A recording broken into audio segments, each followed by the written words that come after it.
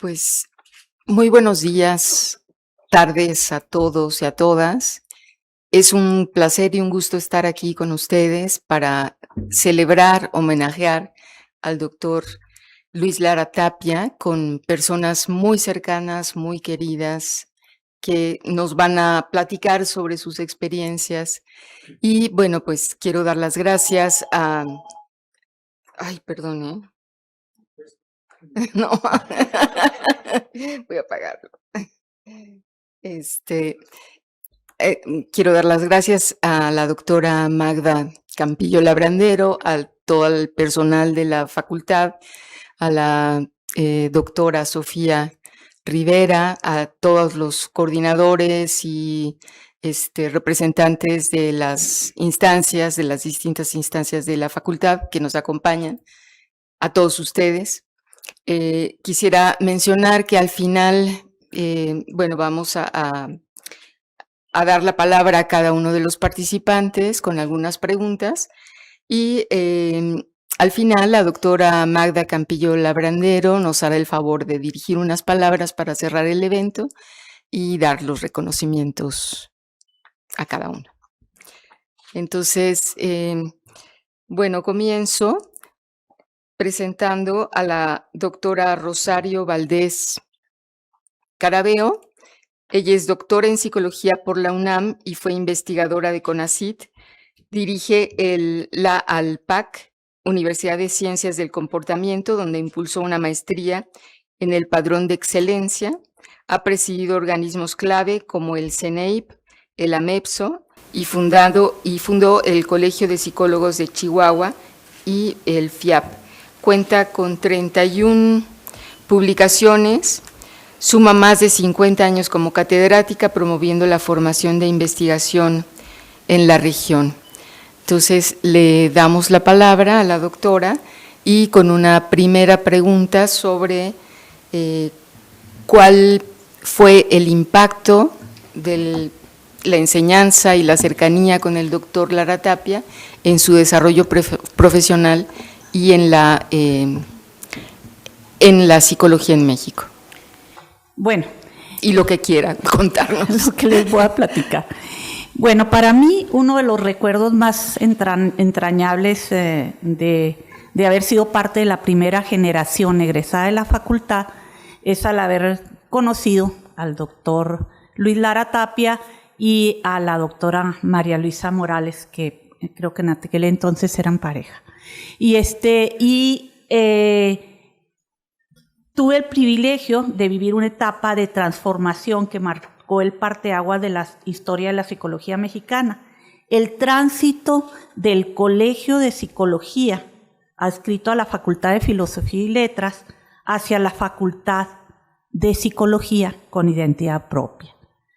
Aquella transición representó mucho más que un cambio administrativo. Significó el reconocimiento de la psicología como disciplina científica autónoma y el inicio de una nueva etapa para la enseñanza, la investigación y el ejercicio profesional en nuestro país. Ya la psicología, bueno, y aquí tenemos representantes, ya tenía mucho tiempo que se impartía en la Facultad de Filosofía. Incluso a mí me tocó iniciar la carrera en el edificio de economía de la universidad, porque no cabíamos en filosofía. Estaba en aquel entonces el doctor Cueli y la maestra doctora, la doctora Lucy Reidel, encargados de la coordinación. Y no teníamos director, y yo me acuerdo muy bien que el doctor Lara Tapia junto a un grupo de personas de maestros reconocidos para trabajar por la independencia de la psicología de la Facultad de Filosofía y Letras. Entonces, logró algo que era difícil, convencer al rector de que nos diera un edificio propio. ¿Y qué es Aquí presenté yo mi examen profesional allá en 1974. Y nos dieron la posibilidad de tener presupuesto propio para psicología, porque antes dependíamos de filosofía. También la creación de programas de posgrado que hicieron evidente la necesidad de contar con una planta académica propia, y esta aspiración se concretó el 27 de enero de 1973, cuando el Consejo Universitario aprobó la creación de la Facultad de Psicología, hecho que marcó un momento histórico para la Universidad de la Psicología Mexicana. Cuando egresé yo a la universidad a principios de la década de los 70, ese cambio aún no se gestaba. La carrera funcionaba como colegio de filosofía, y debido al crecimiento acelerado de la matrícula, me recuerdo que entramos 900 personas, yo era del bloque 3, número 70, y se impartían clases en bloques de 100 en la universidad, en el edificio de Economía. Mi generación pertenecía a aquella enorme matrícula que reflejaba el creciente interés que todavía hay por la psicología entre los jóvenes mexicanos, y pues el problema era cómo lograr una psicología científica y una organización académica administrativa. Esa gestoría la trabajó bastante bien el doctor Lara Tapia. Yo creo que una de sus características más importantes era ser un buen gestor, y además tenía muy bonita mano izquierda porque se llevaba con todo mundo. Recuerdo particularmente que el doctor Serafín Mercado y otros distinguidos académicos contribuyeron de manera decisiva al plan de estudios que se dio en aquel momento. A mí me platicaba la doctora María Luisa Morales que en la casa de Cuernavaca del doctor Díaz Guerrero, bueno, eso son anécdotas, se había puesto en el jardín las diferentes materias para quedar, por eso les digo que era una persona que tenía muy buena mano izquierda, para quedar bien con todas las corrientes. Entonces, por ejemplo, que el doctor Marín, que era psiquiatra, quería una materia de psicoanálisis, basada en psicoanálisis, pues se le ponía la materia al que quería la materia de conductismo, etcétera. Eso me lo platicaron, no sé si sea cierto o no. Y que yo creo que sí es cierto, porque a mí me tocó llevar 9 materias el primer semestre y 9 materias el segundo semestre para que pudiéramos tener todas las materias que habían decidido las personas en esa ocasión, los integrantes, los maestros integrantes de en aquel entonces la facultad.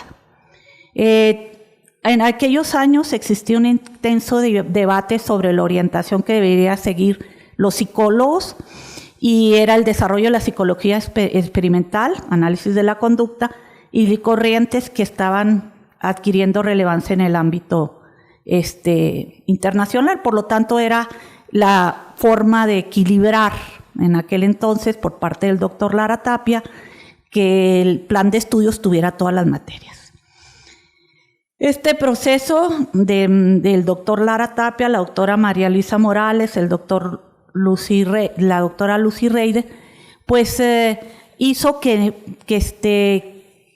tuviéramos una enseñanza pues con orientación a todas las áreas, psicología educativa, etc. También el liderazgo del doctor Lara Tapia trascendió hacia el Consejo Nacional de Enseñanza e Investigación en Psicología. Él fue de los fundadores y de los gestores principales en el Consejo de Enseñanza e Investigación en Psicología, que fue fundado en el año de 1971. Y esa visión nacional incluyó varias de las instituciones que estaban en aquel entonces. Yo recuerdo que estaba la Universidad Anáhuac, la Universidad Ibero, la UDEM, la Universidad de Guadalajara y la Universidad Autónoma de Guadalajara, contempló las universidades que estaban para poder formar un consejo de instituciones que pudieran dar la psicología con calidad. Y ese fue el objetivo principal del Consejo Nacional de Investigación y Enseñanza en Psicología. También durante nuestra formación fuimos testigos de importantes cambios curriculares. Al final, las materias fueron sustituidas en 9 semestres, un plan más equilibrado, con 6 asignaturas semestrales, homologando la duración de la licenciatura con las demás carreras universitarias. Desapareció la figura del psicómetra, que era una figura intermedia que nos caracterizaba a los psicólogos por ser ayudantes de los psiquiatras, y realmente eso fue una de las cosas que más les interesaron a los doctores que estaban en aquel entonces de psicología. Y se dieron las opciones de psicología educativa, clínica, industrial, como se le llamaba entonces, porque ahora se llama organizacional o laboral, y social. Después de cursar ese tronco común, cada estudiante elegía la orientación que respondía a mejor interés. Yo creo que uno de los aspectos más importantes del doctor Lara Tapia es que definió el camino de la psicología. Nos orientó hacia lo que era ser un psicólogo con identidad propia. También recuerdo cuestiones importantes, como yo pertenecía a la estudiantina de la universidad y tuve la oportunidad de conocer al doctor Lara Tapia, también llevándole gallos en su cumpleaños, y a la doctora María Luisa Morales, y él hacía reuniones que lo hacían ser muy sencillo todo. La situación es que además tuve la oportunidad de formar parte del comité organizador de la primera generación en psicología que el doctor Lara Tapia promovió. Y por esa razón tengo un diploma que nos regaló, que nos dijo no tiene ningún valor, pero pues se los voy a dar a las personas que están en este comité organizador. Bueno, a todos los que estábamos, que se recibieron muchísimos, fue en el edificio de Humanidades, y también al comité organizador generosamente nos regaló un anillo que hasta la fecha conservo de la primera generación de la facultad. Bueno, pues les agradezco muchísimo su atención. Me habían dicho que platicara cuestiones anecdotarias. Eso es lo que yo reconozco y me pareció muy bien del doctor Lara Tapia. Gracias.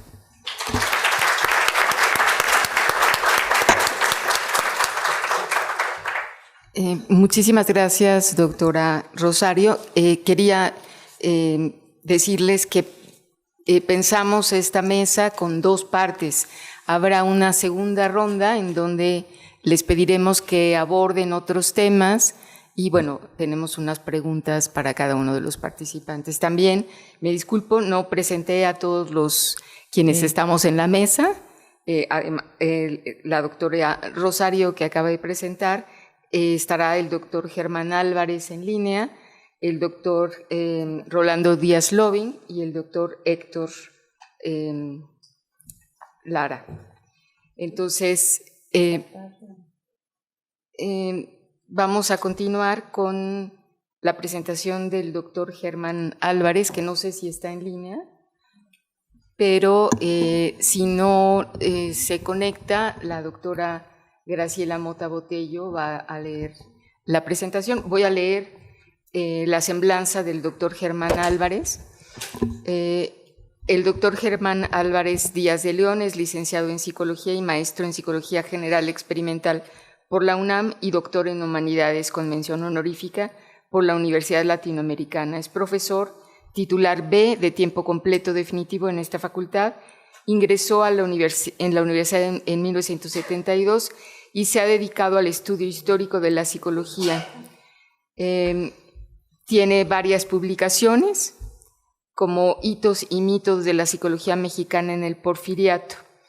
A lo largo de más de 5 décadas se ha desempeñado en diversas responsabilidades académico-administrativas entre ellas la jefatura del Sistema de Universidad Abierta de la Facultad de Psicología en 1989 y 2012, y la Dirección General de Orientación y Atención Educativa de la UNAM, de 2016 a 2026.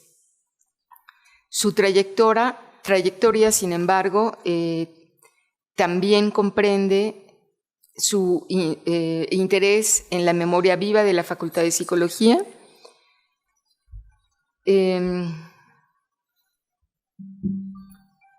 y es referente para más de 57 generaciones de psicólogas y psicólogos comprometidos con la universidad. Una parte entrañable de esta historia está ligada al doctor Luis Lara Tapia, con quien mantuvo una cercana relación y cuyo legado ha reconocido de manera constante. En el año 2000 organizó un homenaje en su memoria y desde entonces ha sostenido la importancia de que las nuevas generaciones conozcan quién fue, qué significó el doctor Lara Tapia para la psicología mexicana. Hoy el tiempo vuelve a reunirlos en este espacio con este homenaje. Bueno, entonces, sí, damos la palabra a la doctora Graciela Mota. Tomo la voz y esta voz es la de Germán. Para mí es un honor y un privilegio poder ser su voz en momentos en los que no está en la disposición directamente por motivos de salud de estar presente. Voy a proceder a leer un texto que justamente el doctor Germán Álvarez escribió recientemente ante el fallecimiento del doctor Lara. Su texto se llama Artífice de la Psicología Mexicana Contemporánea y legítimamente, después de muchísimos años que pasaron, después de que él fue director de la facultad, hemos vuelto a retomar el impacto de su obra y la vigencia, sobre todo, insistimos como miembros titulares en el CENEI, de recuperar esa memoria de nuestros padres que nos dieron origen, que tuvieron la visión de forjar una psicología por cuenta propia, con identidad propia y con una gran dignidad en términos del impacto estratégico de nuestra profesión a nivel del país. Procedo. Recientemente falleció el doctor Luis Lara Tapia, reconocido y querido promotor, concertador y constructor de la psicología moderna en nuestro país. El doctor Lara representó para mí tanto al padre generoso y también al hermano mayor con quien compartí maldades, confidencias, sueños y fracasos. Fue para muchas generaciones el maestro ejemplar en importantes sentidos. Un modelo a seguir como psicólogo y universitario. Un compañero con quien disfruté los amigos, la poesía, la música, la comida, los tragos, y dicho primero y el pesar después por los amigos ausentes, como la maestra María Luisa Morales, la chata, nuestro querido Gustavo Fernández, Meche Coltero, mi gran amiga, Francisco Castañeda, en aquel entonces, éramos inseparables todos, Fermín Rivero, entre otros, por recordar algunos. Somos muchos psicólogos mexicanos y latinoamericanos a los que difícilmente les sería muy difícil imaginar qué sería de nuestras vidas si el doctor Luis Lara Tapia no hubiera existido como profesor, investigador, consejero universitario, como director o el incansable promotor de grupos, espacios, actividades y oportunidades para la psicología como ciencia y profesión en nuestras aulas y países. Seguramente, tarde que temprano, desde sus cátedras, en los laboratorios, en las prácticas y en los escenarios profesionales o en los foros disciplinares, además de compartirnos sus conocimientos, alguien fomentaría ese amor tan necesario, comprometido con nuestro continente, con México, con nuestra alma mater y con la psicología. De hecho, muchos de nuestros grandes maestros a ello han dedicado gran parte de su vida.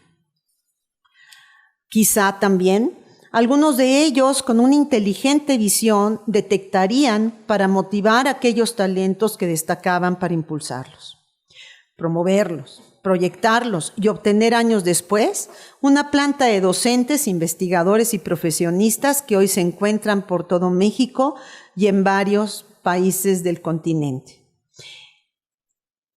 Yo considero que como vamos a tener dos partes en el conversatorio, dejo esta primera parte y procedo a leerla cuando nos vuelva a tocar, ¿ok? Perfecto. Muchas gracias.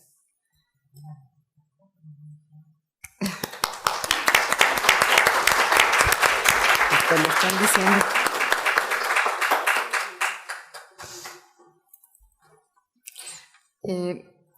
Bueno, entonces voy a referir la semblanza, los datos curriculares, biográficos del doctor Rolando Díaz Lobing, que nos acompaña también con mucho gusto.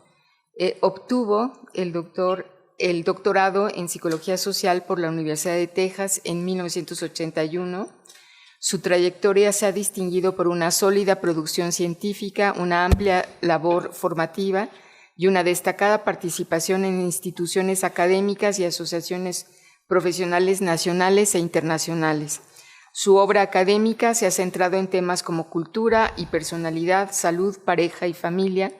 A lo largo de su carrera ha publicado 256 artículos de investigación en revistas científicas, 146 capítulos de libros especializados, 16 libros de investigación en español, un libro en portugués, 2 en inglés y uno traducido al alemán y 2 libros de texto, o sea, una producción enorme. Además, ha presentado más de 1,000 trabajos en congresos y más de 300 conferencias invitadas en 29 países.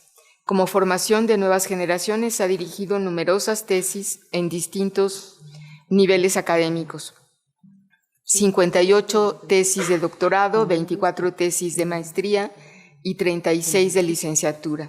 Su trayectoria académica y científica ha sido reconocida con importantes distinciones nacionales, entre ellas la distinción Universidad Nacional para Jóvenes Académicos, el Premio Universidad Nacional en las áreas de investigación, docencia en ciencias sociales y su pertenencia al Sistema Nacional de Investigadores como investigador nivel 3, el Premio Nacional de Investigación en Ciencias Sociales y el Premio Heriberto Castillo de la Ciudad de México. En el ámbito internacional ha recibido el premio al alumno distinguido de la Universidad de Texas, el Premio Interamericano de Psicología, el Premio de la Asociación Psicológica Americana, el Premio de la Asociación Internacional de Psicología Aplicada y el Premio Rubén Ardila a la Investigación Científica. Ha sido profesor honorario de las Universidades Autónoma Católica y Ricardo Palma en Perú, así como la Universidad de la Frontera en Chile, también presidente de la Sociedad Interamericana de Psicología, cofundador y expresidente de la Asociación Mexicana de Psicología Social y asesor principal de la Iniciativa para Matrimonios Saludables del Gobierno de Estados Unidos.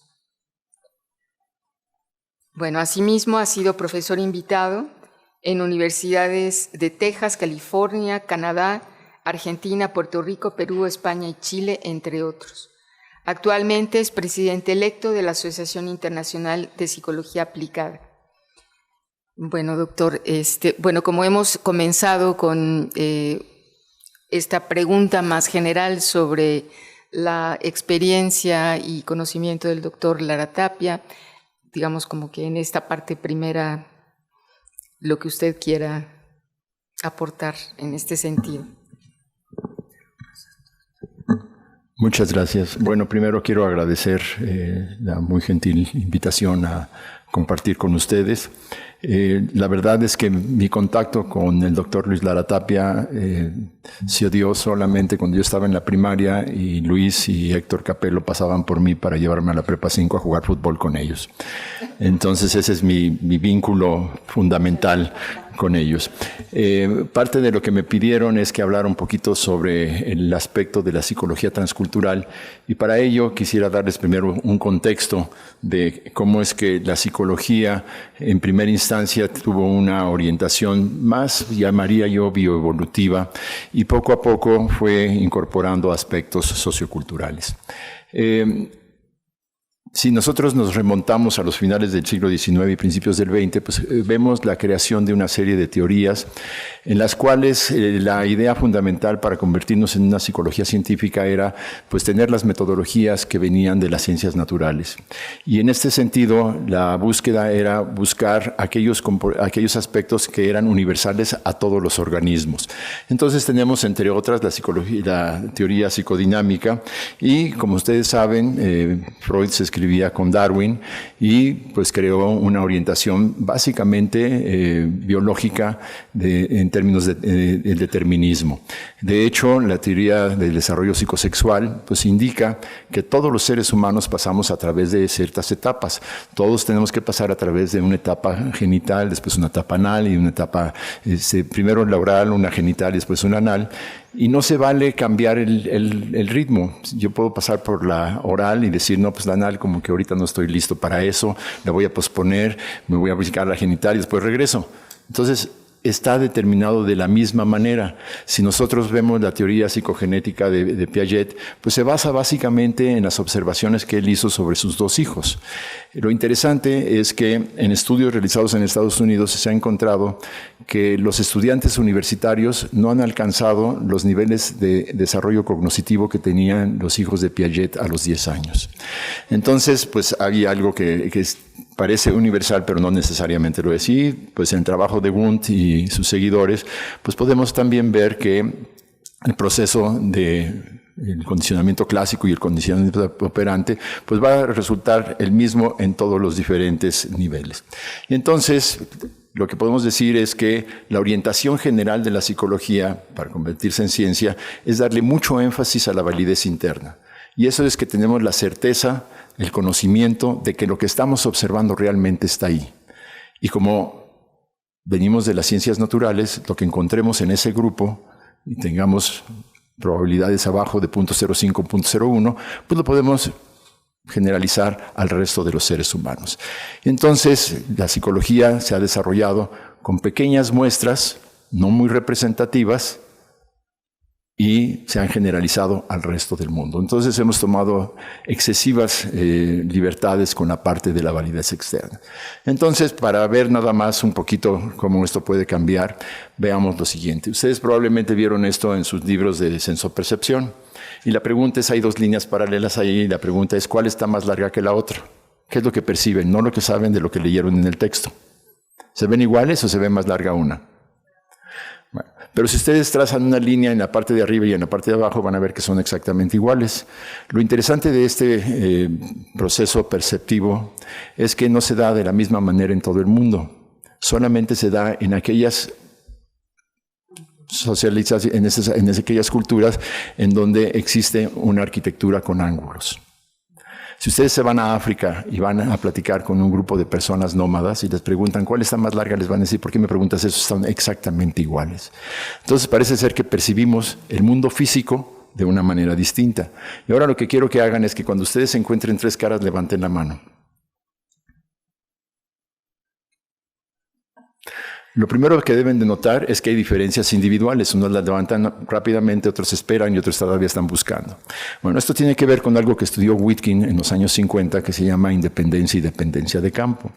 Resulta que algunas de nosotros, cuando vemos el mundo, tratamos de integrar toda la información en algo que tenga sentido. Y otros lo que hacemos es que destazamos toda la información para producir todas esas partes en una sola figura. Entonces, si ustedes son dependientes de campo, pues lo que vieron es al bigotón y nada más. Si son independientes, vieron al bigotón, lo quitan e inmediatamente se dan cuenta que la nuca del bigotón es realmente la cara de una jovencita y se dan cuenta al quitarla que el mentón de la jovencita es la nariz de una viejita. ¿Sí? Bueno, John Berry, un estudiante de Witkin, quiso ver cómo es que esto sucede o cómo se va dando. Entonces trabajó primero con personas que se dedican a actividades de cacería, nómadas cazadores. Y entonces imagínense la situación, ustedes están cazando un león que está escondido entre pastos amarillos, tienen su arco y su flecha. ¿Qué quieren ser, independientes o dependientes de campo? Si son independientes de campo no van a encontrar al león. Tienen que ser independientes para poder separar la figura del fondo. Entonces se encuentra que son profundamente independientes de campo. Después trabaja con gente que se dedica a la agricultura. Y la gente que se dedica a la agricultura son muy dependientes de campo. De hecho, hay un trabajo que es la tesis de Isabel Reyes Lagunes que encuentra que los profesores mexicanos son profundamente dependientes de campo. Y ahorita les voy a decir por qué eso es un problema. Y entonces siguió y dijo, ¿por qué quieren los agricultores ver el campo igual? Pues porque no me voy a ir flor por flor para ver si está bien bonito mi campo. Y finalmente está la gente que se dedica a la industria. Y resulta que tengo en mi mano una tuerca y enfrente de mí una máquina con muchas tuercas y tornillos y yo tengo que encontrar dónde va esta tuerca en particular, independiente de campo. Esto lo que produce en términos de percepción para grupos culturales, es lo que Triandis llamaría síndromes culturales, orientaciones generales al mundo. La tendencia es que aquellos que estamos más cerca de la agricultura somos más dependientes de campo. Entonces nos viene una pregunta fundamental. B más 5 igual a 3. ¿Cuánto vale B? Si somos dependientes de campo, decimos, pues se ve bien la ecuación, está bonita, está redondita, pero ve quién sabe cuánto vale. Entonces, para hacer álgebra necesitamos ser independientes de campo. Entonces, lo que sucede es que las culturas que son más independientes de campo les interesa más la ciencia, les interesa más cuestiones como la física, la química, la biología, la tecnología, mientras que las sociedades que son más orientadas a la dependencia de campo les gusta más la filosofía, les gusta más la literatura. ¿Cuántos de ustedes estudiaron psicología porque pensaron que no iba a haber matemáticas? Y ya que están adentro dicen, pero a mí me gusta más la metodología cualitativa, la narrativa, porque eso tiene buena forma. Entonces, pues parece ser que la cultura sería algo fundamental a considerar cuando estamos hablando de la psicología. Y esto no lo decimos nosotros en primera instancia, esto lo escribió Ezequiel Chávez en 1902 y básicamente lo que dice es que la tarea fundamental de los científicos sociales es reconocer el carácter étnico de los pueblos. Y el no hacerlo nos lleva a imponer, implementar constituciones, programas, intervenciones que parecen muy bonitas, muy agradables, muy lógicas, pero que no consideran ni el sentimiento ni las características de las personas para las que fueron creadas. Y esto lleva, como los sueños de Platón, a estrellarse contra la crudeza de la realidad. Entonces, para eso, pues lo que necesitaríamos es incorporar a la cultura, a la psicología. ¿Y cuál es el problema? Pues el problema es que tenemos una metodología diferente. Si ustedes le preguntan a un antropólogo qué es cultura, les va a decir, como dijo Krugkoch, que la cultura es a la sociedad lo que la memoria es al individuo, lo que es una definición hasta poética. Pero yo les voy a preguntar, ¿y cómo se mide? Entonces, pues los psicólogos transculturales tuvieron que realizar su propio trabajo para desarrollar una teoría que hablara de cómo se incorpora la cultura. Y básicamente lo que dijeron es, cultura es cuando un individuo o un grupo se enfrenta a una situación en un momento particular de la historia, en un ecosistema específico y sobrevive. Y entonces dice, pues esto funciona. Y entonces se desarrollan normas, creencias, valores, actitudes, hábitos, que después pasa a través de procesos de socialización y endoculturación a otras personas y a otras generaciones. Entonces, con ello, lo que tenemos es la importancia de la postura sociocultural dentro de la psicología. Y básicamente quien inició este proceso fue Díaz Guerrero en los años 50, con la conformación de dos variables fundamentales. Una que llamó las premisas históricos socioculturales, que se refiere básicamente a las normas y creencias que tenemos de cómo, cuándo, dónde y con quién hacer cada una de las conductas que debemos de realizar. Y otra es la filosofía de vida, que es básicamente cómo nos enfrentamos a diferentes problemas dentro de la vida. Y con eso, pues estamos listos para hacer psicología transcultural. Pero tenemos un problema fundamental. Se llama equivalencia. Tiene que haber equivalencia de muestras. Para que yo pueda comparar dos grupos, tienen que ser equivalentes en toda una serie de características. Y eso trae un problema grandísimo. Yo tengo un amigo en la Universidad de California, Los Ángeles, que me dijo, vamos a hacer un estudio sobre individualismo y colectivismo. Y le dije, bueno, él tiene acceso a estudiantes. Así se hace la investigación en la Universidad de California. Y entonces se lo aplicó a los estudiantes. Yo, para tener una muestra equivalente, pues tengo que tener estudiantes. Entonces lo apliqué a estudiantes de la UNAM. Y ahora no podemos publicar nuestros resultados. ¿Por qué? Porque lo que encontramos es que los estudiantes de la UNAM son más individualistas que los estudiantes de la Universidad de California, Los Ángeles. Entonces dice la gente, están mal tus datos. ¿Qué pasó? Que los estudiantes de California son más representativos de la población general. Los estudiantes de la Universidad Nacional Autónoma de México son contraculturales. Solamente el 5% de nuestra población general llega a tener estudios universitarios. Entonces, pues tenemos que tener equivalencia de muestras y esto tiene implicaciones. Equivalencia de conceptos. Díaz Guerrero estudió el respeto en Texas y en México y lo que encontró es que en Estados Unidos el respeto es algo entre iguales, mientras que el respeto en México es algo jerárquico. Entonces, si tenemos esa palabra en un instrumento, pues no es lo mismo. Y finalmente, pues ¿cómo vamos a medir esto de la misma manera? Con base en ello, se desarrolló lo que probablemente es el estudio más importante que se ha hecho en la psicología transcultural, aunque no se ha reconocido así, que es el que aparece en este libro, El desarrollo de la personalidad en dos culturas, México y Estados Unidos, que apareció al mismo tiempo en español por Trillas y en inglés por la editorial de la Universidad de Texas, y se basa en algo que empezó a suceder en 1959, en donde grupos de estudiantes de la universidad fueron llevados por Díaz Guerrero y Wayne Holtzman a la Universidad de Texas en un proceso que duró hasta 1975. ¿Qué es lo que hicieron? El estudio es un estudio en primera instancia que incorpora toda una serie de variables tanto experimentales como culturales. Y entonces lo que tenemos es que hay variables como el 16PF de Cattell, hay medidas de tipo proyectivo como el análisis de las manchas de tinta de Holtzman, pero también hay aspectos culturales como las premisas socioculturales y la filosofía de vida. Y además de ser transcultural, porque es Austin y la Ciudad de México, es un estudio longitudinal. Toman a niños en primero de primaria y los siguen en segundo y tercero, toman a niños de segundo, los siguen así sucesivamente hasta que llegan a tercero de secundaria, y algunos años después recibieron fondos de la Fundación Ford y lo pudieron hacerse por 6 años. Y entonces aparece este libro en donde entre los coautores pues están precisamente Luis Lara Tapia, Luis Laosa, María Elisa Morales, Isabel Reyes Lagunes y David Whitkin. Muchas gracias.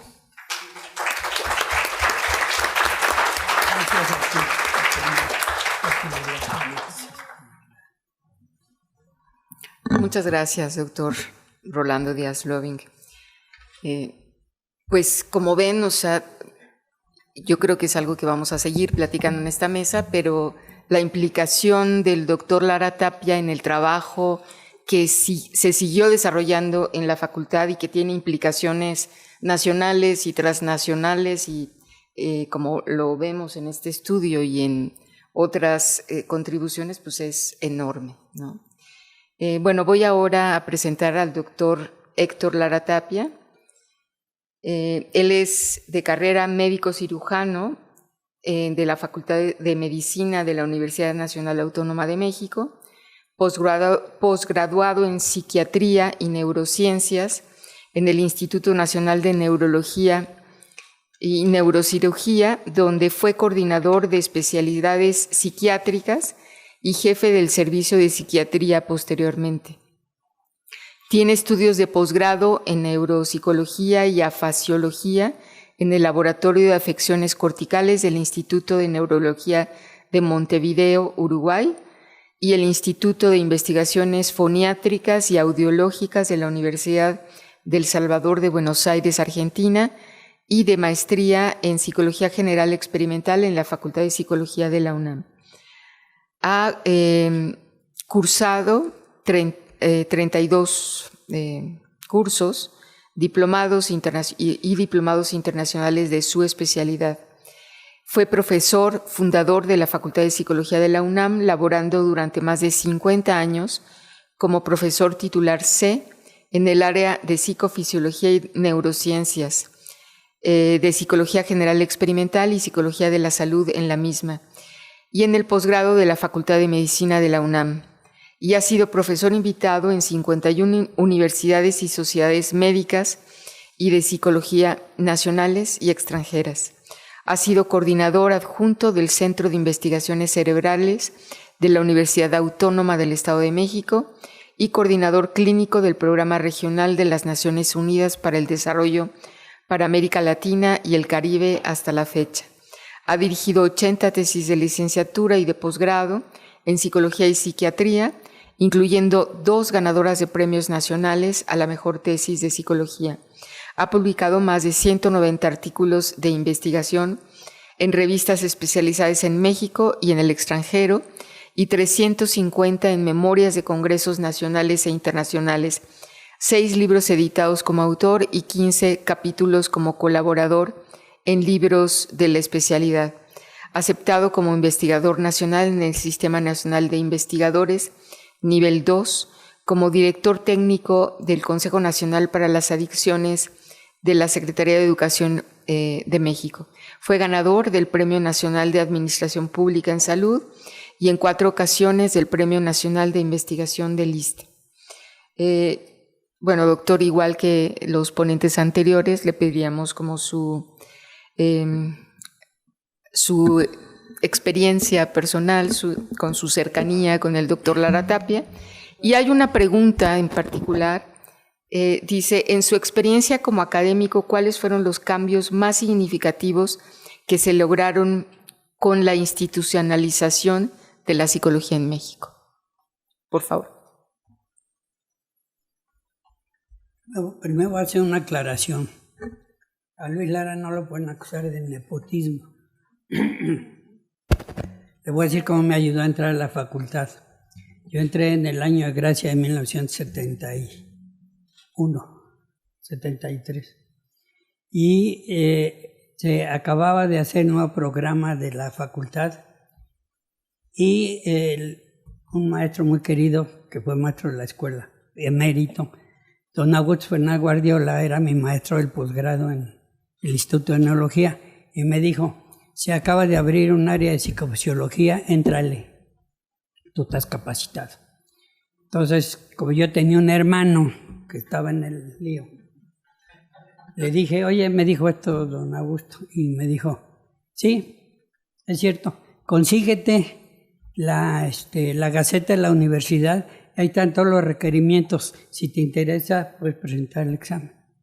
Y entonces ya no me dio la Gaceta, la tuve que buscar. Yo, sí, no, está bien. Y algún día les podría platicar otras cosas, pero no se trata de eso. A mí me dijeron que era un conversatorio sobre el político intelectual universitario, gestor de la profesionalización y la calidad. Y como soy médico, pues tengo algunas partes medio rígidas que se me quitaron trabajando con los psicólogos, por supuesto. Les podía platicar muchas anécdotas porque han dado ahí entre... Yo conocí a todos los maestros que había en esa época que o eran fromitos o eran freudianos. Y unos sean mis amigos y otros sean mis maestros. Entonces, pues los conozco muy bien. Pero voy a tener al tema... Primero le quiero agradecer a... Iba a decir al CNEI, pero eso a Chela personalmente. Que participó en este evento académico que justamente lleva el nombre de mi maestro y mi hermano. Yo voy a hablar del maestro porque si me dicen que conozco de él, pues desde que nací me conoció él. Puedo considerar ya formalmente que hay 3 etapas a considerar dentro de este título.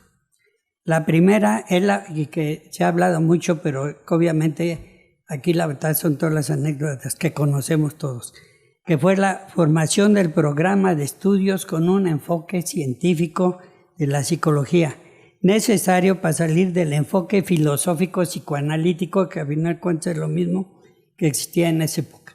Precisamente se querían salir de filosofía y letras, entonces el chiste fue hacerle un enfoque científico que además tenía con otros maestros, como había sido don Guillermo Dávila y Díaz Guerrero.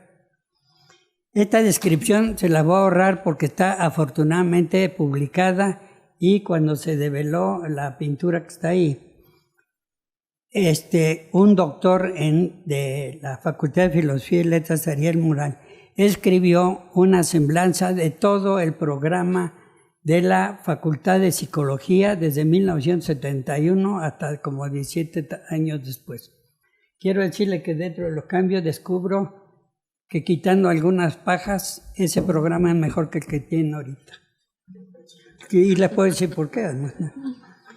Entonces, esto puedo obviar eso. La segunda, lo pueden leer en el obituario que escribió Emilio Ribes, que además era muy crítico originalmente porque él era superconductista, pero con el tiempo nos curamos. Terminó con el doctorado en Filosofía y Letras y estudió Psicología de la Salud también y le dio un enfoque metodológico, científico, psicológico aplicado al campo de la medicina. Y la otra cosa está en el libro, en el capítulo que escribió Luis Lara en el aniversario, el 10º aniversario de la facultad, y tiene el capítulo con toda esa historia que se llama La Fundación de la Facultad de Psicología Crónica de los Hechos. Y además debo decirles otra cosa que era muy interesante, que poca gente sabe. Luis Lara era profesor de Historia en México durante muchos años, antes de que estudiara Psicología, cuando estaba todavía en la Facultad de Medicina. Por eso no tenía problema. La segunda parte, que ya todos conocen porque la han mencionado mucho, era que ese enfoque no se podía hacer porque era muy interesante. Cuando empezó la Facultad de Psicología, lo que menos había era psicólogos. La mayor parte eran psicoanalistas, psiquiatras, médicos. Decía Santiago Ramírez que los psicólogos eran los propiamente dichos, porque no había prácticamente el doctor Díaz Guerrero, por si no lo saben, es psiquiatra. Y él se hizo psicólogo en el campo de la psicología trabajando, porque él era psiquiatra. Es más, debo reconocerles que escribió un libro muy bueno sobre las contribuciones a la psicoterapia, de contribuciones, cuando empezó a ver que la parte psicodinámica no funcionaba en México. Pero sí funciona, es buen negocio. Y además, creo que la parte más importante en ese periodo fue la formación de alumnos que hicieron los maestros. El chiste de esta escuela, que no tiene ninguna otra en nuestro país y probablemente en muchos, es que los primeros profesores eran alumnos. Yo me acuerdo mucho porque me tocó verlos incidentalmente, te vi jugar fútbol en la Prepa 5, ahí lo conocí. Y entonces no había diferencias entre los maestros y los alumnos de más de 5 años. Entre ellos, mi primer maestro en la maestría de psicología fue Benjamín Domínguez, condicionamiento negativo. Algo aprendí. Es muy bueno para conocer los mexicanos también. Y el otro que les recomiendo, que lo escribió cuando se develó también la pintura, es un escrito de Germán Álvarez, en que habla, está fenomenal, y aparte de una frase re buena. Dice, lo mejor que he aprendido, lo que decía de Luis, lo mejor es su amistad. Pero hay otras cosas que se hicieron y se fueron siendo por default. Lo que pasa es que como no están formalizadas, nadie sabe. Esta facultad empezó a desarrollar un montón de especialidades que ahorita están pomposamente de boga y se hicieron desde 1973, me consta. Cuando yo entré aquí yo ya había hecho neuropsicología. Y entonces cuando yo empecé a hacer neuropsicología, dirigieron la primera tesis del Instituto de Neurología, descubrí el hilo negro, que Luis Lara ya había hecho muchas cosas de esas, pero no tenían el membrete. Ahí les va la primera. Él trabajaba en el manicomio de la Castañeda, incidentalmente él fue jefe de internos ahí. Y en el pabellón piloto estaba lleno de psicólogos. Ahí conocí todos. A propósito, la teoría Wiki la conocí ahí porque fue una investigación. Luis Lara empezó los estudios de psicofarmacología experimental, haciéndolo con lo que se sabía de esa época, que era psicometría. Y una de ellas fue la investigación en psicofármacos, aplicando en el proceso para ver qué cambios había habido cognitivos. El TAT, por cierto, hay un TAT mexicano que se diseñó ahí. El WISE, porque ya se había estandarizado ahí. la tesis de Luis Lara precisamente sobre el Weiss en psicopatología, y otra de las cosas que hacía es que se investigaba y se volvía a hacer, se usaba una prueba mágica que es el Rorschach, que puede descubrir que no tenía validez porque cada quien la calificaba como quería, hasta que se hizo la prueba mancha de Tinte-Holman que tenía validez. Pero en vía de mientras, esa es la tesis de Carmen Blanco, que fue la primera tesis, la primera cédula profesional psicólogo, y es de evaluación de efectos de cloro y azipóxido en enfermos epilépticos en el manicomio con una batería psicológica. O sea, la psicofarmacología empezó ahí. La segunda, empezó también la psicología forense. En el pabellón piloto pasaban todos los delincuentes para hacer el estudio, sobre todo cuando había casos. Ahí conocí a Goyo Cárdenas y a Higinio Sobera de la Flor. Y había muchos boxeadores como el Pajarito Moreno que tenían más que cerebro que eso Gruyère a punta de trancazos y habían cometido delitos. Y de ahí salió también la investigación que se hizo, una investigación transcultural sobre la delincuencia en 3 culturas, que se hizo entre el Valle de Texas, México y Monterrey, con Héctor Solís Quiroga, que era un criminólogo. Otra de las cosas también de la neuropsicología, la tesis, las correlaciones que había, se buscaba, lo que se hacía era psicometría. El que escribe por qué se hacía psicometría muy bien es Gustavo Fernández. Dice porque era barata y no se necesitaba mucho equipo. Hasta para hacer cajas de esquina aquí tuvieron que contratar un electricista y un carpintero, porque las cajas originales eran muy caras. Se hizo el diseño y había laboratorios. Por cierto, en la preparatoria tenían mejores laboratorios que el Colegio de Psicología. Y Ángel San Román hizo su tesis en el ISSSTE entre correlación del electroencefalograma y la prueba de Bender, medida cuantitativamente con la calificación de Bell. Quieren que les diga, es más confiable el Bender. Pero si el Bender no sabe cómo funciona bien, se utiliza la prueba de retención visual de Benton y la prueba porque es una prueba de apraxia constructiva muy simple. Comparando el Bender con las pruebas de apraxia constructiva, el Bender es una prueba de apraxia constructiva elemental, pero sigue funcionando ahorita. También empezaron todas las neurociencias. Aquí se empezó también y venía Hernández Peón, y uno de sus alumnos psicólogos fue René Raúl Drucker Colín, que fue profesor de esta facultad, investigador y presidente de la Academia Científica. También, a propósito de la teoría de Witting, me acordé, es la tesis de Concepción Suárez en enfermos con depresión, viendo los cambios cognitivos que se producían con los antidepresivos durante el proceso, comparando diferentes tipos de antidepresivos. O sea, todas esas cosas que se hacían se empezaron a ser aplicadas. Lo que pasa es que no había una formalidad para decir, empezó así, pero ya están sentadas las bases de todo esto. Ahorita están descubriendo el hilo negro. La segunda fue la gestión necesaria para la fundación de la facultad, que se ha descrito mucho, el año pasado se habló mucho. Además, conocí muchos fundadores que estaban en esa época en la secundaria, pero decían que eran fundadores y yo dije, pues sí, todo el mundo puede ser fundador en la época que quiera, sobre todo. Y lo único que voy a decir, una anécdota, dentro del proceso de mi vida, algún día tuve que llegar me invitaron a Berlín, a la universidad, a compartir, a dar un curso, aunque no lo crean. Y estaba embajador el doctor Guerra, y me hospedó en la embajada, y me dijo, ayudé a Luis porque es el único que tenía una idea clara de lo que se quería, y era el único que se dedicaba de tiempo completo a eso. Y eso fue mucho de la relación y otras cosas políticas que no es necesario que entre aquí, esa la puede decir lo que quiera. Y la tercera es el desarrollo de una psicología nacional. Luis Lara era bien nacionalista, era bien apapachón, como decía Germán Álvarez y Gustavo Fernández. Su amistad ha sido el mejor de mis aprendizajes. Y como decía también Germán Álvarez, les decía, viejitos, aquí los tengo. Y después de eso ya te espero para la siguiente tanda. Muchas gracias.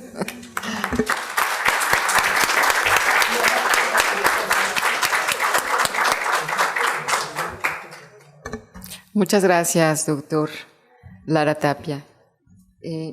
Bueno, en esta segunda ronda va a ser un poco más cortita, más breve. Les pedimos, bueno, un espacio más o menos de 5 minutos para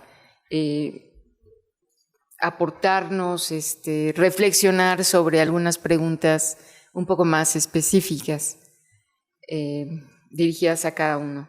Entonces, iniciamos con el mismo orden, con la doctora Rosario Valdés Caraveo, y la pregunta que le pediríamos que desarrollara sería: ¿cómo fue la proyección del doctor Lara Tapia en la psicología a nivel nacional?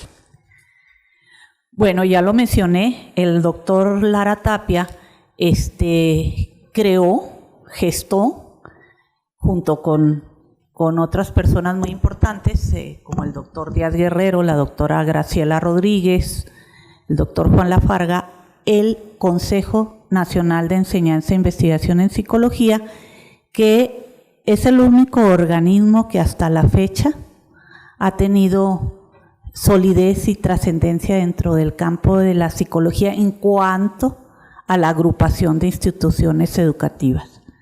Entonces, eso fue para mí por eso estamos ahorita trabajando aquí este conversatorio, porque yo creo que sí es una gestión que ha durado pues más de 50 años, 53 años tiene el CNEI 54.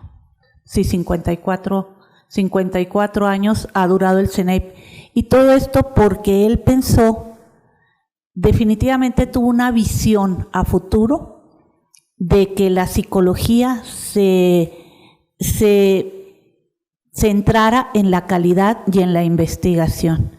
Y esto hizo que se hicieran varios talleres dentro del CNEIP que tuvieron mucho impacto primero para formar el perfil profesional de psicólogo y posteriormente las reuniones de psicología, los congresos de psicología que se hacen cada año y que también el aspecto de la acreditación en psicología que se trabajó durante mucho tiempo por parte del CNEIP.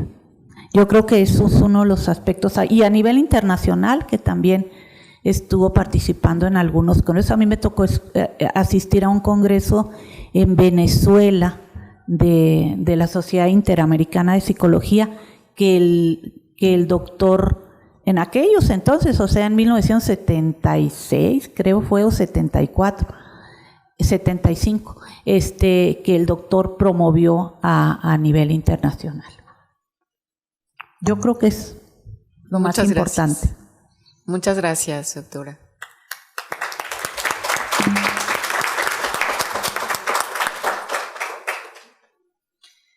Bueno, vamos a continuar con el doctor Germán Álvarez Díaz de León, y la pregunta que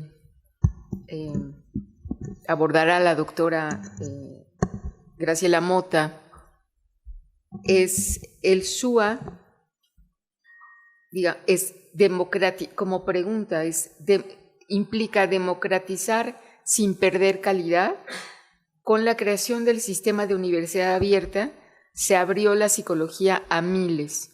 A más de 50 años después, ¿cómo se equilibra la masificación con la excelencia universitaria que marcó el origen de la facultad?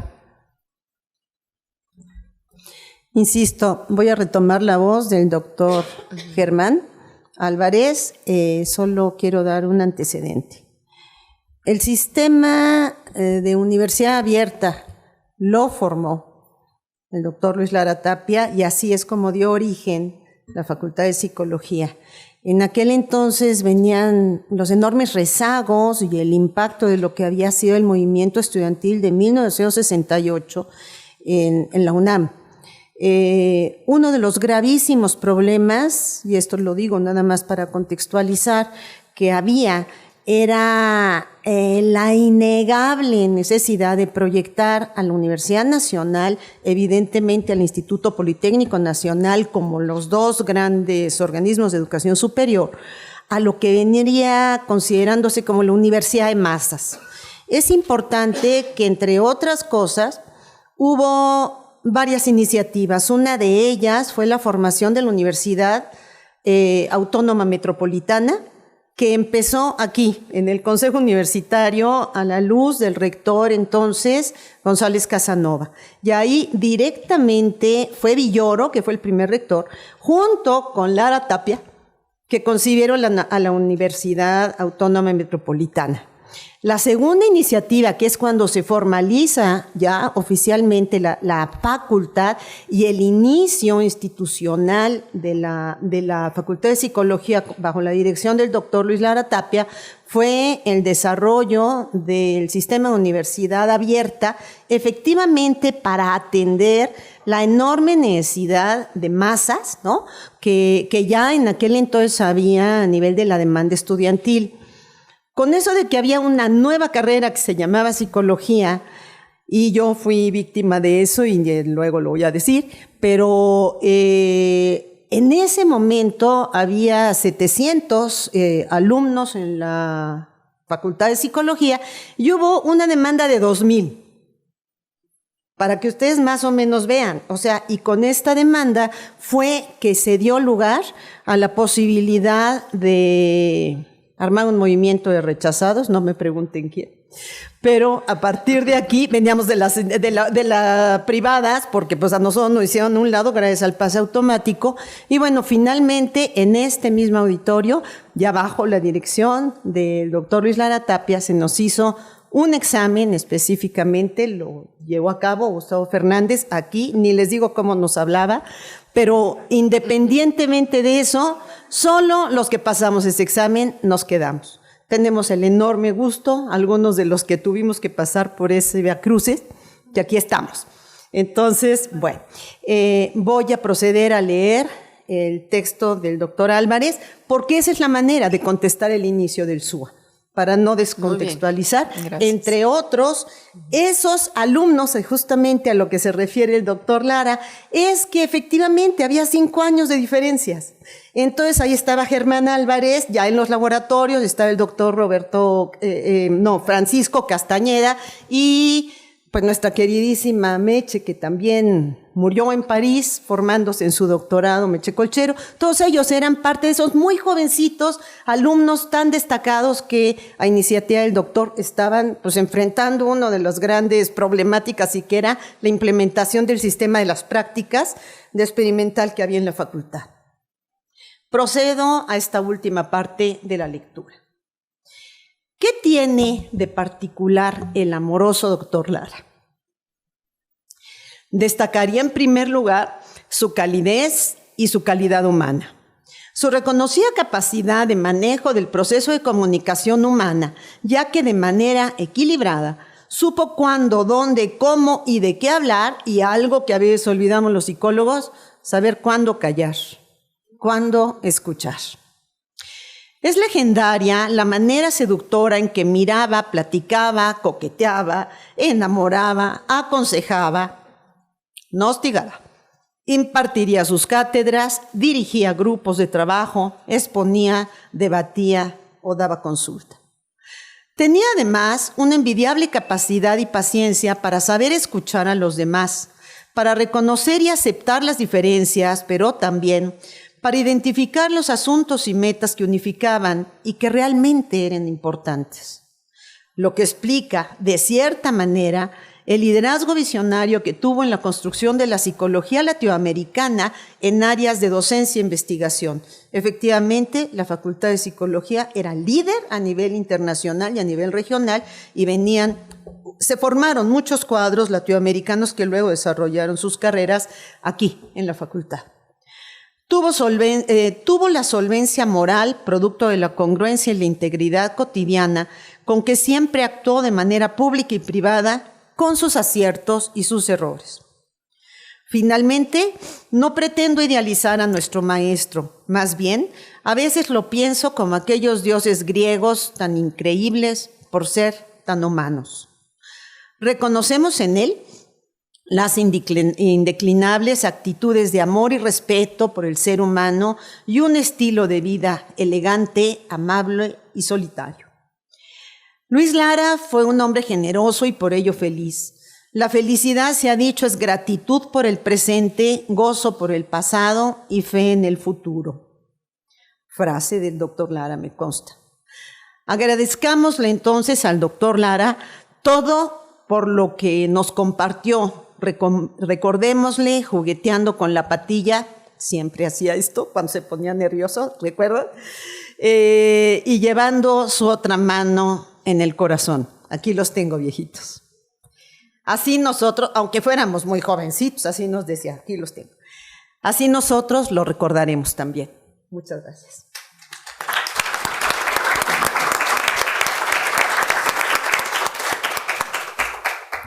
Muchas gracias, doctora Graciela Mota.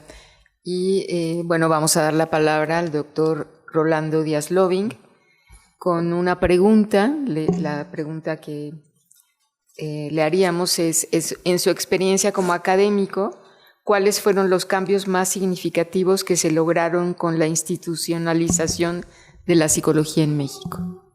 Por favor. Muy bien.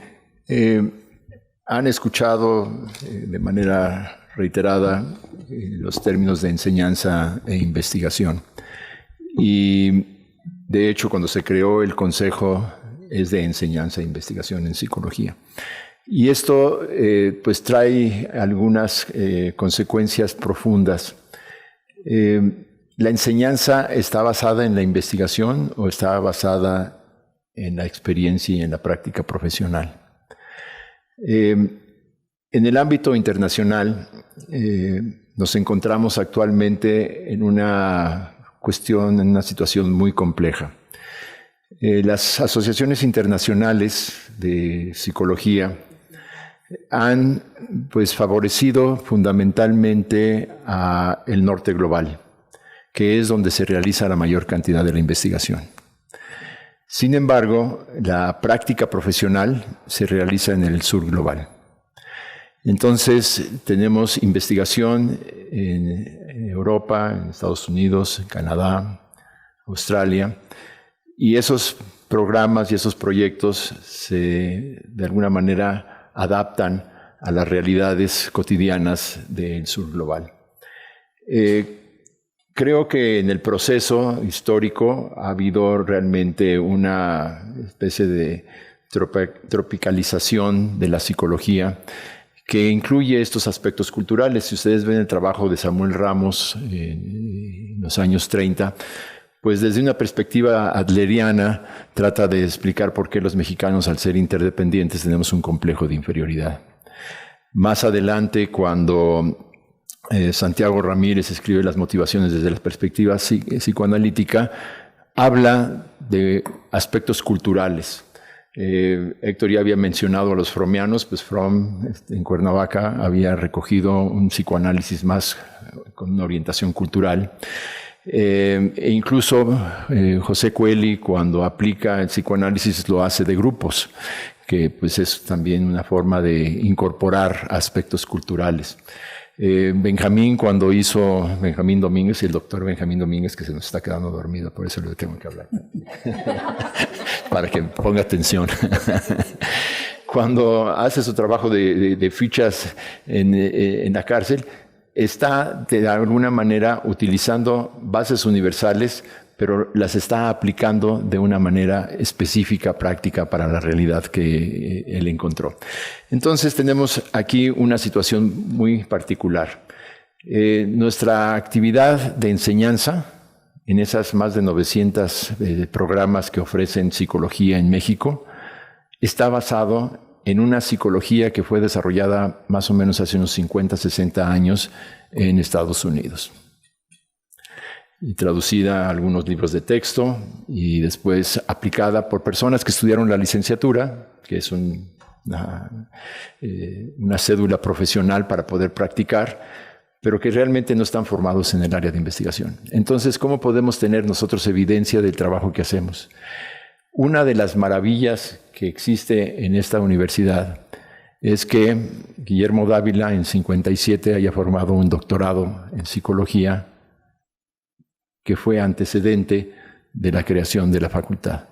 Entonces, cuando se creó la facultad, tenía ya las dos piernas. Tenía una orientación hacia la investigación y tenía también una orientación hacia la práctica profesional. ¿Qué es lo que podría realmente institucionalizar la psicología en México? Lo que tendríamos que hacer es pues, convertirla en una psicología autóctona, una psicología vernácula, en la cual podamos utilizar aquellas bases universales de la psicología, pero que podamos incorporar todos los aspectos socioculturales para que esto funcione. Y en ese sentido, pues la única forma de hacerlo es que nuestros programas de nivel licenciatura, nivel profesional, tienen que tener una gran cantidad de metodología de la investigación, para que nuestros estudiantes cuando salgan no solamente entiendan que existen teorías, sino que las puedan criticar, las puedan utilizar, las puedan modificar. Segundo, tenemos que enseñar a nuestros investigadores a escribir y hacer investigación que tenga resultados prácticos. Investigaciones que de alguna manera puedan incidir en la política pública, que puedan crear programas de intervención que sean realmente adecuados para las poblaciones con las que se están trabajando. Y una última sección que tenemos que hacer es que tenemos que enseñar a nuestros profesionales a escribir sus experiencias, porque también es investigación cuando ustedes están haciendo una entrevista o están trabajando en una escuela, y eso se pierde cuando esos maestros se van.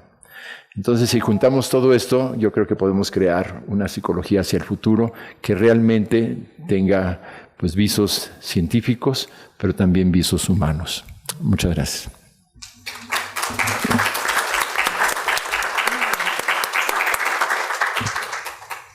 Muchas gracias. Bueno, entonces continuamos con el doctor Héctor Lara Tapia. Y la pregunta sería, ¿cuál es su visión acerca del doctor Luis Lara Tapia como líder en la psicología mexicana? Ya esbocé una parte, que era las tres funciones básicas de los periodos que decía. Uno es la formación de profesores y que culmina con la Facultad de Psicología. Y la otra parte, todos los antes que había dicho. Y la última, que es la que me guardé porque le toca a Chela, y me dio el placer de conocer a Chayito, porque ella tuve el placer de conocerla en Chihuahua, no sé que pronuncié bien Chihuahua, en los cursos que daba el CENEIP para la provincia, para apoyar la provincia.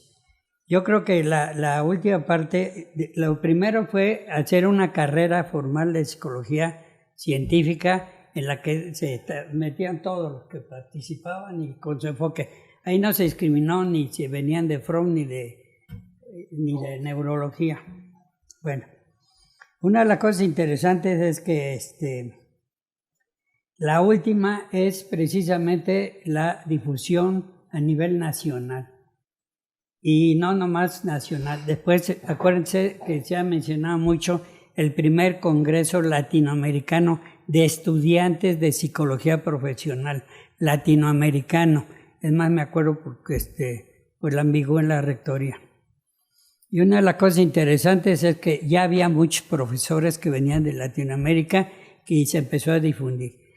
Esa difusión también sigue con la influencia, yo me acuerdo, yo fui inspector en la Ibero y en la Anáhuac, porque están incorporadas a la UNAM. Después, cuando se empezaron a hacer las FES, Zaragoza y todas las demás, Luis Lara Tapia fue fundador de la Facultad de Ciencias de la Conducta de la Universidad Autónoma del Estado de México. Incidentalmente él era del Estado de México. Y una de las cosas también interesantes es el CENEIP. Y ahí sí, creo que lo que culminó con la fundación, con sus pares, del Consejo Nacional para la Enseñanza e Investigación en Psicología, sin olvidar en esta labor a la entrañable maestra María Luisa Morales, que durante muchos años fue la que se encargó de andar reforzando en la provincia. Y quien merecidamente le rinde de tributo, te lo agradezco desde el fondo de mi corazón al CENEP y a ti, y le lo agradezco en lo personal y a la cual deseo al CENEP el mayor de sus éxitos, porque Luis Lara debería resucitar para apoyar al CENEP, porque creo que ahorita uno de los paquetes básicos que tiene la psicología en México es la pauperización de la parte científica del asunto. En este periodo yo he estado revisando todos los cursos de psicología, incluso meten que la universidad es la que va a dar, la Facultad de Psicología de la UNAM va a dar a toda la gente mayor y toda la cosa. Me quise escribir, a ver de qué se trataba, y de repente, y ustedes lo pueden ver en su celular, porque ya el algoritmo les va a dar, por lo menos ahorita, si lo hacemos como un experimento, van a encontrar por lo menos 20 ofertas de psicología, no importa de qué carrera han estudiado, ni siquiera su escolaridad. Y además están avalados títulos y posgrados al vapor, que están avalados por la SEP y lo que es peor, Walt Disney. Y para rematar nada más un reconocimiento de esa extensión, porque a veces no nada más lo que hizo Luis Lara, eso era lo que hicieron sus alumnos, porque fue como un tentáculo. Todo lo que salimos de Luis Lara y compartía. Yo empecé a hacer mis prácticas en el pabellón piloto, y ahí es donde descubrí que los psicólogos sabían medir. Y una cosa muy interesante, sabían usar escalas clínicas. Y entonces, en el pabellón piloto, y el doctor Larita, me dijo así por su hermano, empecé a hacer uso de psicofarmacología de escalas, como el BPRS y muchas otras, 10 años antes que cualquier psiquiatra en México, pues simplemente no las conocía. Yo trabajé en Seguro Social en un periodo de beca, y la que me aplicó las pruebas de admisión era una psicoanalista. Y que, bueno, no les platico lo demás. El estudio demográfico, como él decía, nomás voy a reforzar un poquito, aprovechando la asociación de ideas para evitar la desafectación por desuso del cerebro, que decía de estudiar demográficamente. Hay un estudio demográfico de la Ciudad de México en la Revista Mexicana de Investigación Psicológica, volumen 1, número 1, 1966, que es de Díaz Guerrero, Lara Tapia y Ángel San Román, a sacar muestras representativas dependiendo del nivel socioeconómico. El que los psicólogos son anormales, yo siempre se lo dije a mis alumnos y lo digo, y son anormales simplemente estadísticamente. Los universitarios son anormales, por el volumen que tú decías. Y también los psicólogos, aprovechando, lo presenté en un congreso de lo que él organizaba ahí en la Sociedad de Psicología Social, en Metepec, me acuerdo bien. Yo presenté unos premisas socioculturales en los psicólogos y tenía 4 muestras. Juárez, Chihuahua, Chiapas, porque allá estaba Carlos Peniche. Yo iba a la UAM, el Estado de México y CEU. Y son bien anormales, y los más conservadores son los de provincia. Los del DF son totalmente diferentes. Yo daba clases en la tarde porque me gustaba dar clases porque eran trabajadores. Aparte yo trabajaba en hospitales en la mañana. Y una de las cosas interesantes es que se podía hacer una división re bien, y creo que se sigue haciendo. Los clínicos y los psicólogos. El problema de los clínicos que todavía son emisarios del pasado. Y una de las cosas interesantes es que dividí clínicos contra psicólogos no clínicos. Hombres y mujeres, turno vespertino y matutino, son totalmente diferentes. Los trabajadores, estudiantes, son diferentes de los de la mañana que no tienen que trabajar. Tienen otra percepción de la vida por razón solo. Hombres y mujeres ya traían ahí el conflicto, sobre todo la supremacía del hombre y esas cosas, que ahora se está invirtiendo los roles, ¿no? Hay una inversión de roles sexual social.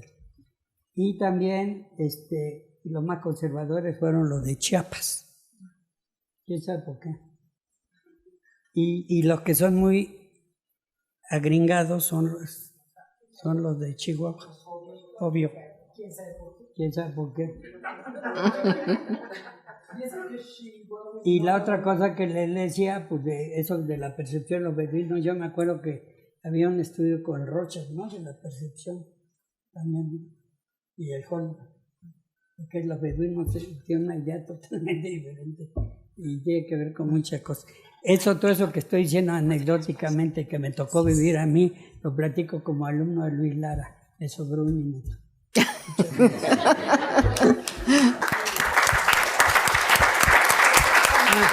Perdón, quiero hacer otra aclaración. No, tienes un minuto. No, voy a aprovechar el minuto. Es SUA.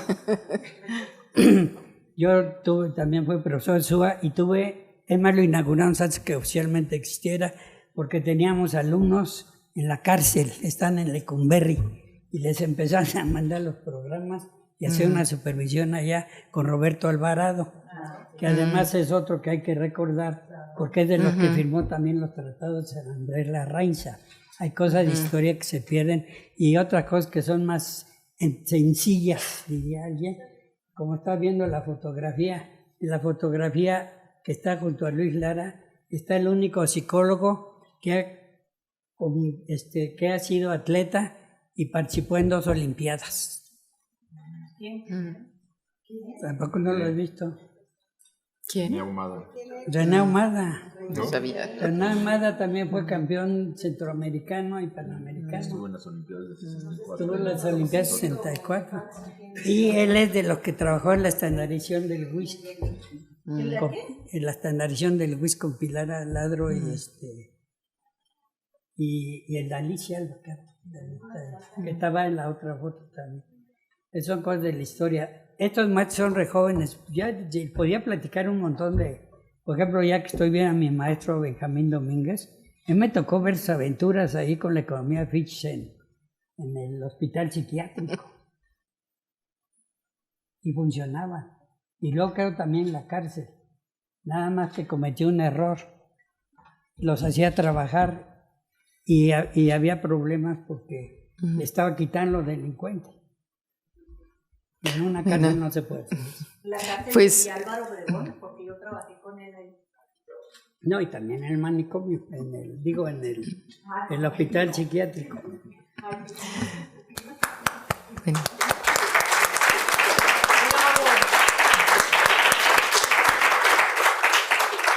Pues les agradecemos muchísimo, han sido una manera de compartir experiencias y conocimientos pues realmente muy interesante. Y quisiéramos dar un espacio que ya va a ser pequeño, pero sí quisiéramos preguntar al auditorio si tienen alguna pregunta, comentario, para hacer pues un intercambio con sí. Graciela. Adelante. Si ni lo necesita. A ver, me encantó el tema de los psicómetras y los psicofarsantes de los psicómetras, porque en aquel entonces salió un libro fantástico que casi nadie conocía, que fue Los psicofarsantes. Y esto se publica en París y fue verdaderamente interesante la crítica rotunda que desde Europa, pero sobre todo desde Francia, se hace a una psicometría que se acomodaba como se puede acomodar la estadística, como se conviene, vaso medio lleno, medio vacío.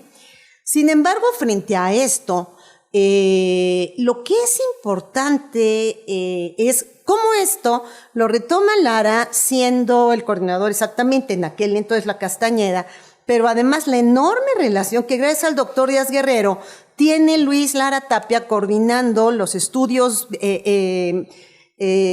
transculturales con White Holzman y con la Clínica Menninger, de los cuales tiene una serie de becas, y a partir de aquí empieza a generar una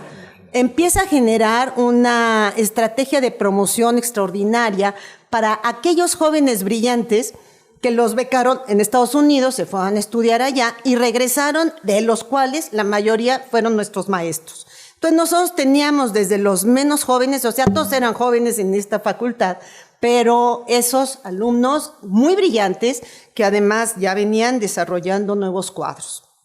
Ahora sí voy a recordar una frase que viene de tu padre, pero que indudablemente era la gran enseñanza del doctor Luis Lara Tapia y que vale la pena recuperarla. Lo afectivo es lo efectivo. Y frente a esto es muy interesante porque quiero hacer una pregunta a la mesa. Cultura, memoria, lenguaje situacional es el texto de la vida cotidiana, porque es lo que nos genera sentido. Lo heredamos como un texto en el universo del sentido común. En este ámbito, el doctor Luis Lara Tapia, y por eso cuando nos pasaron el video en la primera cátedra, era algo muy conmovedor porque dijo cuál sería su mensaje, una entrevista muy bonita, ya casi él antes de morir, para los alumnos de México. Y dijo, por favor, que no se olviden de su país, que hagan todo lo que quieran, pero que sepan a dónde están y a qué se deben. Por eso es interesante, posterior a su inicial formación médica, que fue cuando estuvo en la Castañeda, y luego toda su formación sociocultural con Díaz Guerrero y a través de todas sus iniciativas, posterior a esto, ¿cómo influyó su formación en los posteriores estudios del doctor Luis Lara Tapia? Y sobre todo, sabiendo que aprovechó todo el soporte económico para ir multiplicando los cuadros con identidad profesional como psicólogos, no nada más para concebir al CENEIP, porque el CENEIP se vio profundamente incluido por el diseño ya curricular que se gestó en el antiguo Colegio de Psicología. Además de esto, él mismo concibió dos grandes elementos. No nada más al CENEIP para preservar la calidad de la academia y de la investigación, sino el Colegio Nacional de Psicólogos como iniciativa para preservar, y ahí es donde estaríamos hablando no de la acreditación de programas curriculares, sino de la certificación profesional de psicólogos en pleno ejercicio. ¿Qué pasó con el colegio? ¿Cómo ven ustedes esta doble división? Porque lo que es un hecho es que lo que no se nombra se olvida. Y frente a esto, esa visión contemporánea es lo que nos permitiría quizá recuperar esa validez a la luz del pensamiento contemporáneo. Entonces es una pregunta para ustedes. No puedo hablar por Germán, porque ahí sí ya no tengo autorización. Bueno, pues quiera. yo pienso que uno de los problemas más importantes de la falta de calidad y la proliferación de programas de psicología X ha sido la falta de un grupo de psicólogos que normen la psicología profesionales. Los profesionales que normen la calidad de la impartición de la profesión. El que no exista un colegio que diga este programa no sirve o este profesionista está actuando mal, porque yo veo en internet programas que van a durar un año o que son todos los sábados. Todo esto ha tenido una situación muy importante en cuanto a los que ejercen la psicología. Nosotros pues estamos en el CENEIP tratando de controlar lo que es la academia, pero la profesión no se controla como se controla en España, que hay un colegio oficial de psicólogos muy fuerte, que incluso formó la FIAP, la Federación de Asociaciones de Psicología. No existe un colegio que esté ahorita normando la psicología y que haya sanciones para aquellos que están dando una mala práctica. Eso es muy triste. Se trató de formar el colegio, incluso yo también busqué la forma de formarlo gracias a Chela, una delegación del Colegio Nacional de Psicólogos en Chihuahua, pero imposible. No hay políticas definidas a nivel nacional para normar la impartición de la psicología. Creo que hasta ahora, que aquí nos puede decir Chelita con ¿cómo se llama? Elevar al nivel constitucional la salud mental. A ver, recientemente acaba de generarse la iniciativa de llevar el tema de la salud mental a nivel constitucional. ¿Estamos preparados como psicólogos para estar ahí? ¿O le cambiamos la palabra? Porque lo que sí es un hecho es que la consulta para psiquiatras es la que verdaderamente nos lleva toda la delantera. Pero yo creo que con una última intervención respecto a mi pregunta, porque si no, no hay chance para que el auditorio... Bueno, perdón, si quisieran. Bueno, yo pensaba por el tiempo, porque me parece que la doctora Magda necesita como... sí, bueno, entonces quizá, o quieres primero entregar las constancias. No, ok. Bueno, entonces no sé si hay alguna pregunta de ustedes, del auditorio. Ok. A mí me encanta ser el abogado del diablo.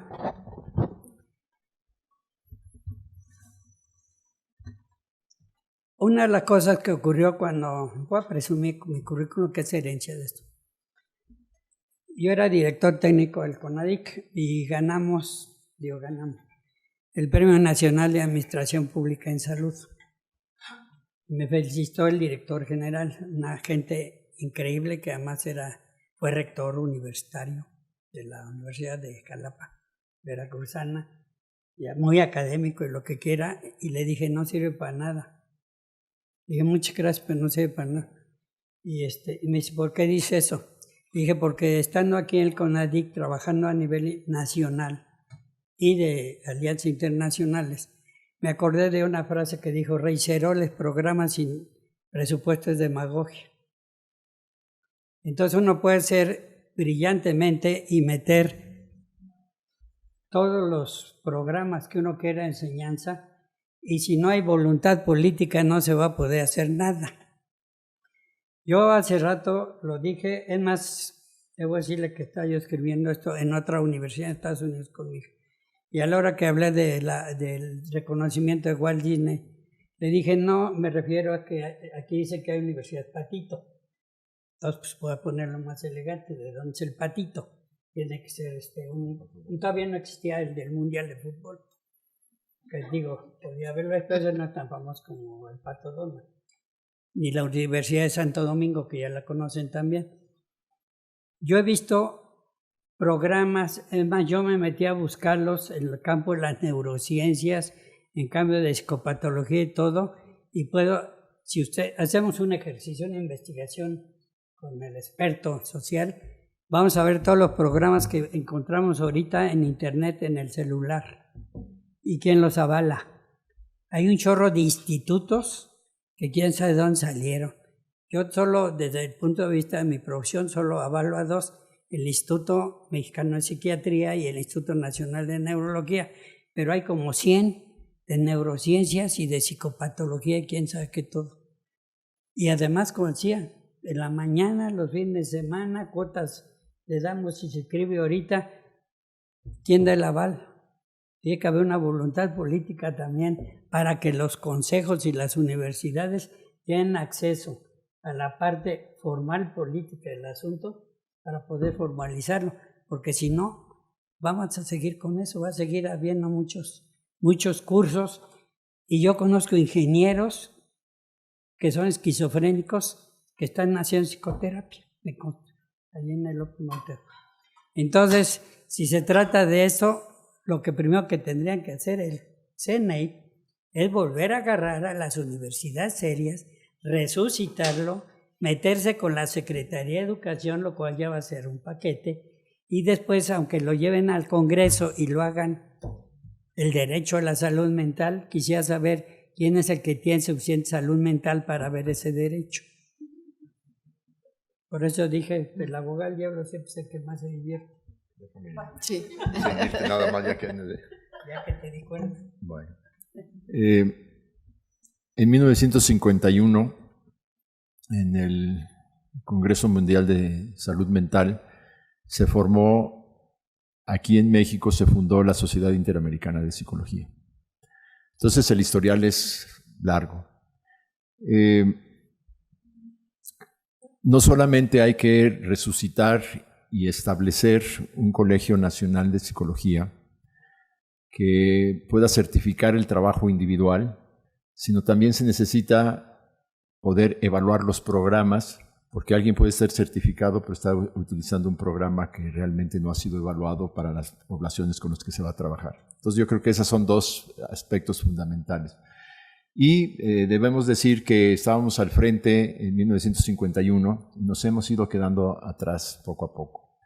Los colegios nacionales de psicólogos en Colombia, en Perú, en Chile, en Guatemala, son mucho más avanzados que lo que sucedió aquí, que simplemente desapareció. Nuestras sociedades son fundamentalmente académicas. Entonces la parte profesional no ha sido considerada en estas asociaciones. Entonces, tenemos una tarea importante, hay que buscar la manera de pues tener líderes que puedan llevar a la creación, a la refundación de ese Colegio Nacional que se encargue de estas dos tareas fundamentales.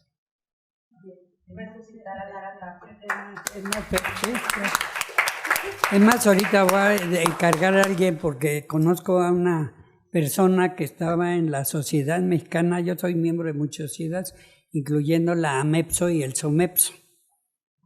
Y el Jalapso. Y el Jalapso y el Colapso. Bueno, yo creo que... Perdón, Chela la voy a emboletar, porque si mal no recuerdo, en la SOMEPSO había un grupo de psicología política y había diputadas psicólogas. Entonces, ya que es la presidenta del CNI, No soy presidente del CNI. Bueno, pero estás en el CNI. Eso. Y el que oficialmente se encarga de hacer el miembro CNI. individual, Titular individual. del Consejo de Ancianos del CNI. No, espérate. Bueno. Hubo una época en que los ancianos eran los sabios y que Sí, podían... sí, por eso dije, del Consejo de Sabios Ancianos. Bueno. También Rolando. Bueno, perdón, pero vamos a tener que, bueno, les propongo una pregunta o dos, pero muy breves y concretas, si gustan hacerlas a los participantes de la mesa. Tenemos unos minutos, poquitos. Sí, adelante. ¿Dónde está? ¿Allá atrás? Allá está Javier Urbín. Sí, pues Javier, la plana mayor, bueno. Gracias por el micrófono, no sabía que los estaban obsequiando. No entiendo para qué la intervención obligada, ¿sobre qué vamos? ¿No levantaste la mano? No. ¿No matabas a la mano? No, la percepción anda errónea, pero quiero aprovechar para agradecer al doctor Héctor Lara Tapia sus clases de licenciatura, que eran verdaderamente fenomenales, ¿sí? Las mejor ilustradas, las mejor explicadas. Creo que él hizo que muchos de los que entonces éramos estudiantes decidiéramos permanecer aquí. Gracias, doctor. Gracias. Muchas gracias. ¿Alguna otra? Pues una última intervención, ¿sí?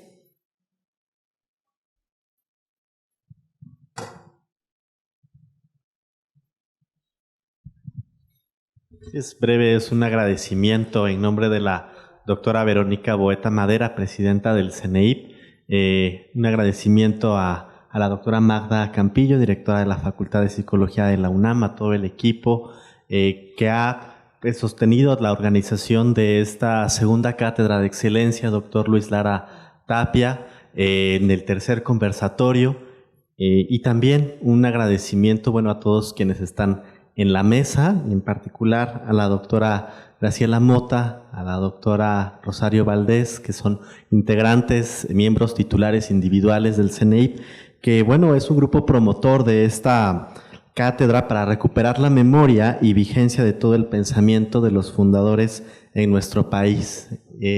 Un reconocimiento por su ardua labor y gracias por compartir, por hacernos reflexionar y sobre todo preguntarnos las nuevas generaciones qué rol tenemos y qué responsabilidad tenemos para seguir llevando la psicología hacia otros lugares. Muchas gracias.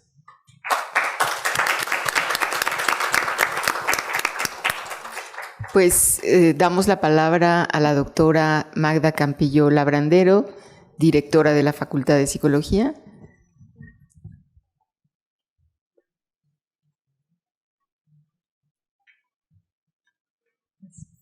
Muy buenas tardes.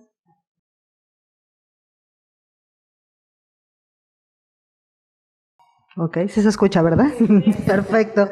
Pues muy buenas tardes a todos y a todas. Qué alegría estar aquí ya en la tercera sesión de esta importantísima cátedra. Y bueno, quiero empezar por agradecer que nos hayan acompañado esta mañana en este tan importante evento. Sí quiero hacer una mención y que además me parece muy emblemático, que están aquí todos nuestros alumnos y alumnas de movilidad y vienen de muchos países latinoamericanos, al igual que europeos, y que hayan podido, sí, por favor, un aplauso.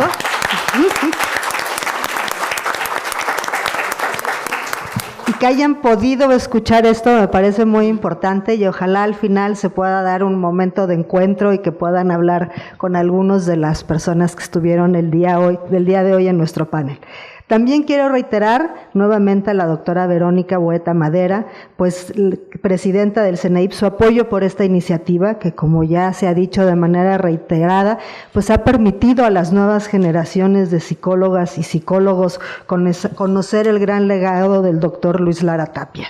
También, doctor Bernardo Martiñón, muchísimas gracias por estar aquí presente de manera física. Él es el jefe de la oficina del CENEIP y siempre nos da muchísima alegría que nos acompañe. Chela querida, te reconocemos y te agradecemos este trabajo tan importante que se ha hecho para la coordinación de esta cátedra y que pues ha sido una oportunidad nuevamente para conocer y reconocer al doctor Luis Lara Tapia, resaltando además estos hechos tan importantes al paso de nuestra facultad y como ya se ha visto el día de hoy, así como de su papel en la conformación de nuestra disciplina. Muchas gracias. Y bueno, pues a nuestro panel les agradezco muchísimo que hayan estado el día de hoy aquí. Tenemos unas constancias que les vamos a entregar. Tenemos una para el doctor Germán Álvarez Díaz de León, que se la haremos llegar, pero bueno, tenemos aquí una para cada uno de quienes participaron. Doctor Rolando Díaz Lobin, muchísimas gracias.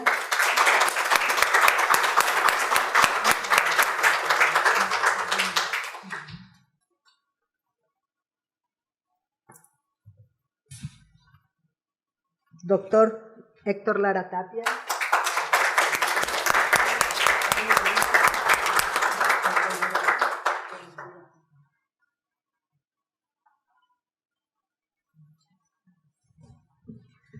Doctora Rosario Valdés, muchísimas gracias.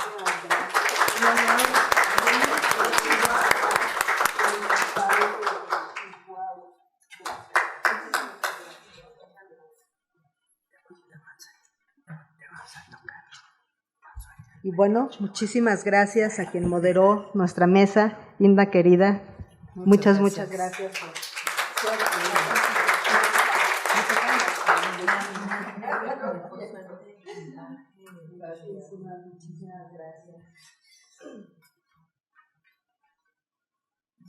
Bueno, antes de concluir, quiero agradecer también a todas las personas cuyo valioso apoyo hizo posible la realización de este evento.